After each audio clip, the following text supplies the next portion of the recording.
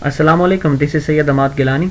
In today's video I will be teaching you how to attempt stanza comprehension. एक stanza comprehension को कैसे attempt करते हैं. English के पेपर्स में ये क्वेश्चन आता है, थोड़ा सा ट्रिकी क्वेश्चन है और बाज़ औक़ात ये जो स्टैंजा दिया गया होता है पोम से वो आपकी गिवन कोर्स में से कोई पोम होती है, लेकिन बाज़ औक़ात जो इंग्लिश का जनरल पेपर होता है उसमें किसी भी पोम से कोई भी स्टैंजा दिया जा सकता है और उसके नीचे 4 क्वेश्चन होते हैं या समटाइम्स 5 क्वेश्चन होते हैं, तो उनको अटैम्प्ट कैसे करना होता है इस वीडियो में हम वो देखेंगे। सबसे पहले इंपॉर्टेंट पॉइंट्स इनको देखते हैं। Read out the stanza first. सबसे पहले आपने क्या करना है कि क्वेश्चन पेपर पे जो लाइंस लिखी हुई हैं उनको आपने अच्छे तरीके से रीड आउट करना है। अगर आपको उसकी समझ नहीं आती तो read it again and again if not understood. आपको अगर पहली बार में समझ नहीं आई तो उसको उस वक्त तक पढ़ते रहें जब तक आपको स्टैंजा की समझ ना आ जाए कि उसमें पोएट जो है वो क्या कहना चाह रहा है।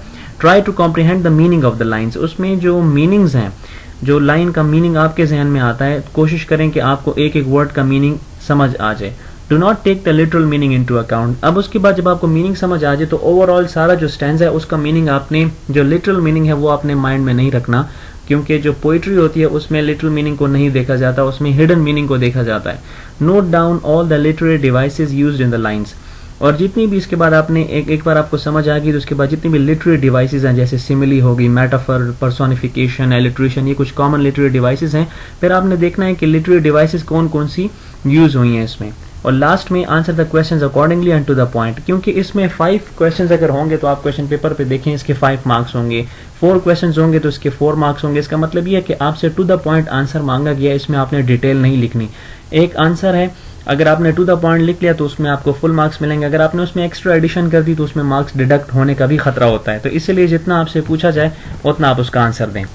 एग्जाम्पल स्टैंजा और क्वेश्चंस यहाँ पे हैं। ये स्टैंजा मैंने आप एक सैम्पल के तौर पे सामने आपको दिया हुआ है और ये वर्ड्सवर्थ की जो पोम है डैफोडिल्स उससे लिया गया, उसका पहला स्टैंजा है। I wanted lonely as a cloud that floats on high o'er vales and hills when all at once I saw a crowd a host of golden daffodils beside the lake, beneath the trees, fluttering and dancing in the breeze। अब ये एक stanza है, आपको अगर पहली बार पे समझ नहीं आई तो उसको दोबारा पढ़ें। ये कहता है आई वांटेड लोनली। वांटेड का मतलब है ऐसे ही बिना किसी मकसद के यहाँ वहाँ घूमना, तो आई वांटेड लोनली, लोनली कहते हैं अकेले। एज अ क्लाउड, ये कहता है कि मैं एक बादल की तरह, जो बादल बगैर किसी मकसद के यहाँ से वहाँ फिर रहा होता है, घूम रहा होता है आसमान पे, मैं बिल्कुल उस बादल की तरह जो है वो घूम फिर रहा था। That floats on high over vales and hills। ये जो OR है इसका मतलब ओवर है, वो बादल जो कि बड़ी बड़ी पहाड़ियों के ऊपर और बड़ी बड़ी चोटियों और वादियों के ऊपर से गुजरता है। When all at once I saw a crowd, और जब मैंने ऊपर से नीचे देखा और मुझे एक हुजूम नजर आया, a host of golden daffodils। तो गोल्डन डैफोडिल्स एक्चुअली क्या हैं, येलो कलर के फ्लावर्स होते हैं, तो उसको बहुत ज्यादा येलो कलर के फ्लावर्स नजर आए। बिसाइड द लेक, अब कहाँ पे उगे हुए थे, बिल्कुल झील के साथ। बीनीथ द ट्रीज, और दरख्तों के नीचे। Fluttering and dancing in the breeze, और हवा चल रही थी और वो जो डैफोडिल्स थे वो झूम रहे थे और इधर उधर मूव कर रहे थे। तो ये उसका स्टैंजा है, इसने डैफोडिल्स पे लिखी है पोम, पहला स्टैंजा है, आपको समझ आ गया होगा। अब इसके क्वेश्चंस देखते हैं कि कैसे पेपर में क्वेश्चंस आ सकते हैं और उनको आपने आंसर कैसे करना है। पहला क्वेश्चन है what was the poet doing.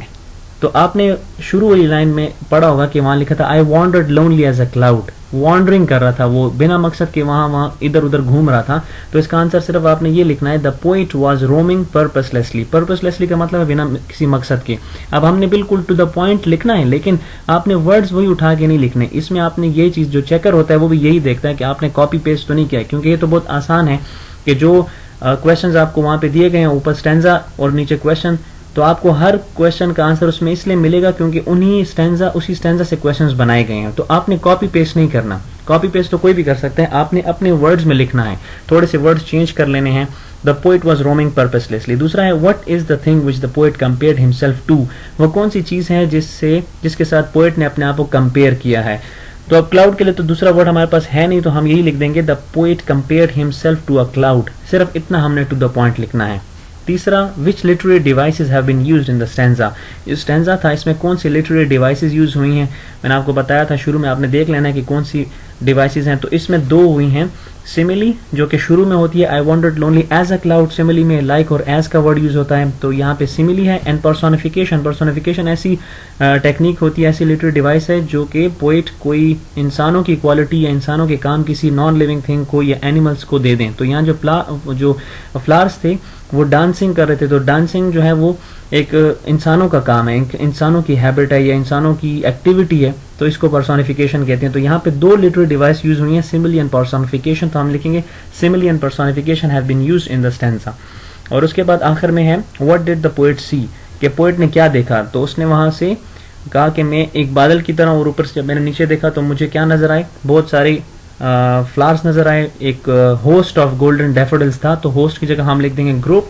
He saw a group of golden daffodils flitting in the wind. अब फ्लिटिंग और फ्लटरिंग का एक ही मतलब है, लेकिन हमने फ्लटरिंग का वर्ड यहाँ पे चेंज करके फ्लिटिंग लिख दिया, फ्लिटिंग इन द विंड, और ब्रीज का वर्ड चेंज करके विंड लिख दिया। तो थोड़े से वर्ड्स आपने इसमें चेंज करने हैं, टू द पॉइंट आपने आंसर लिखना है।